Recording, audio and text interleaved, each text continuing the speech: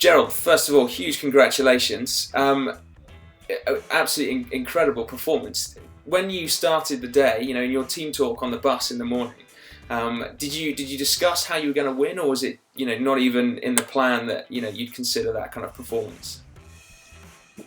No, I mean, like a race like this, you can't plan at all. I mean, you have a meeting in the bus, and for sure you just plan to do the best as possible. And I mean, we just wanted to try to do a good race and maybe get a good result out of it. But yeah, I think in the meeting in the start, we just said for us it's already a victory just standing on the start line. I mean, we just got there because of the wild cards we got from the organization, and yeah, that was already great success for our team.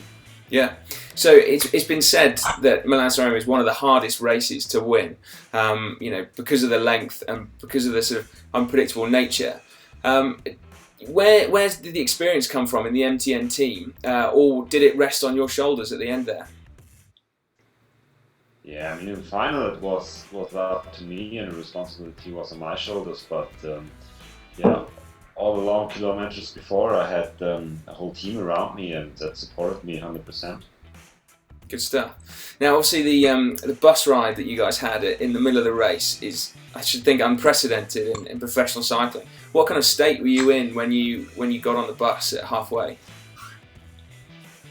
Yeah, I think everybody was really, really freezing, and was tough conditions before the Tocchino, and I think we just tried to warm up a little bit, and then it was hard to get back on the bike again.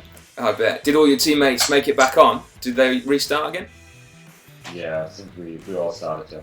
Good stuff. Now, I know a lot's been said since the race about how you obviously were under 23 world champion, and then a few people have said that perhaps you hadn't fulfilled your potential until now. What's changed this year since you joined MTN? Have you changed anything with your training or your preparation, or is it more of a mental thing, do you think? Yeah, probably kind of both. I mean, you always improve your training during the years, and you get more experience, and you know more what your body needs, and how to do better. And it's also probably kind of mental thing. I mean, now I have the full support of the team, and I'm the captain for the races, and there are 7 other guys just working for me, and that's giving me also some self-confidence. Yeah, absolutely. So what's next for you then? You don't have any races as big as this on your program yet, but where were you hoping to go? The next race will be the 3 days of the Panne in Belgium. So luckily we have now a few days off, a few days to recover, and I mean, we're not doing the really big classics like Flanders or Roubaix, but I think for our team it's just perfect to have a good mix of like big races like Tirreno or San Remo yesterday, and also some called smaller races, but they're hard enough, so that's alright. Yeah. And you think maybe at the end of the year, if you get called up for the German national team, you can add some rainbow stripes to your under-23 ones? I don't know if the German national team is already thinking about this. Would be nice to know if they still remember my name.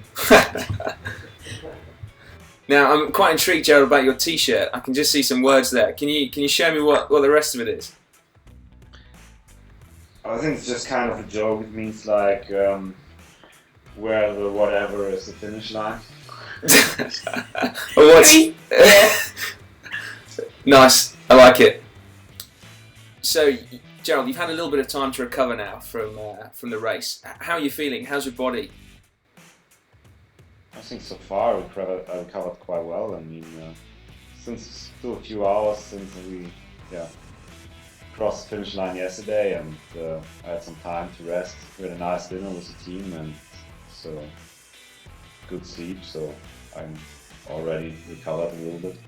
Nice. Have you been out on the bike today? No, not at all. Cool. So can you talk me through those final moments then? You've made the break over the Poggio, and you're in that break that's just chasing down Stannard and Chevenel. what's going through your head? Did you consciously try and make Sagan and Cancellara do more work, or were you just playing it as it lied in the moment? Yeah, in the descent of the Poggio, it was more.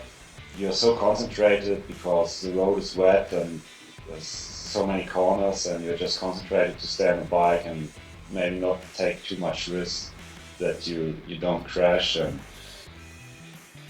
I was feeling quite safe on the bike, so I had a good feeling in the descent. And yeah, then when we came out of the descent, going into San Remo, I just tried to watch Cancellara. I mean, he's well known for his attacks. Yeah. So that was a risk I had on my mind, and I just tried to watch him. And yeah, then it was Sagan, who was a great favorite, so he took some responsibility. Yeah. So at what point in those final meters then did you think that you were going to win Milan San Remo? And finally, you know it when you cross the finish line. I mean, that there is a chance, and when I felt I was able to go over the Poggio with the best riders, and then it was like, hey, maybe I can do a good result today. And then going on the last 300 meters in a perfect position, it was like, hey, okay, maybe it's about the win or about the victory today. So.